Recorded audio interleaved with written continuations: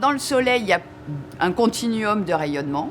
Et ce qui nous intéresse particulièrement, ce sont les ultraviolets parce que ce sont les plus énergétiques et ce sont ceux qui vont avoir le plus de conséquences sur la peau. Dans les ultraviolets, il y a plusieurs types d'ultraviolets. Globalement, il y en a deux sortes, les ultraviolets B et les ultraviolets A. La peau absorbe tous les rayonnements. En fonction de leurs propriétés, les UVB peu pénétrants vont surtout atteindre l'épiderme, c'est-à-dire le tissu superficiel de la peau. Qu'est-ce qu'ils font quand ils arrivent au niveau des cellules ? Il y a dans nos cellules et dans le noyau de nos cellules de l'ADN, cette molécule qui est notre patrimoine génétique. Cette molécule a la particularité d'absorber le rayonnement UVB.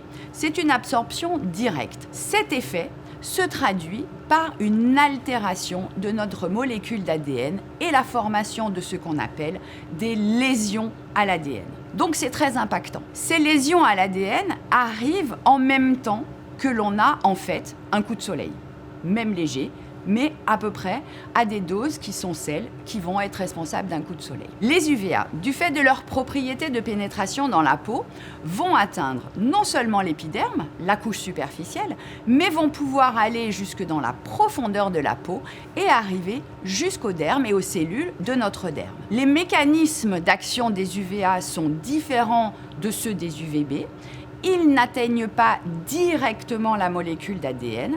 Par contre, ils atteignent d'autres molécules qui sont dans les tissus et ils vont produire des espèces réactives de l'oxygène, un terme un petit peu compliqué pour dire des espèces radicalaires. Ils vont faire du stress oxydatif. Ce qu'il faut bien garder en tête, c'est que l'ensemble du spectre UV, UVB et UVA atteint notre peau en différentes proportions en fonction de l'heure, de la saison, de la météorologie, et que ces deux types de rayonnement ont un impact sur la peau à court, moyen ou long terme, que l'impact le plus visible qu'est le coup de soleil n'est pas la seule conséquence des rayonnements UV et que les autres conséquences ne se voient pas en général à court terme, donc on n'a pas de signal d'alerte, mais par contre vont se révéler sur le long terme. Les peaux claires sont les plus sensibles au coup de soleil. En fait, ce sont les peaux qui sont les plus sensibles au rayonnement UVB. Les peaux les plus foncées, elles, sont moins sensibles au coup de soleil parce que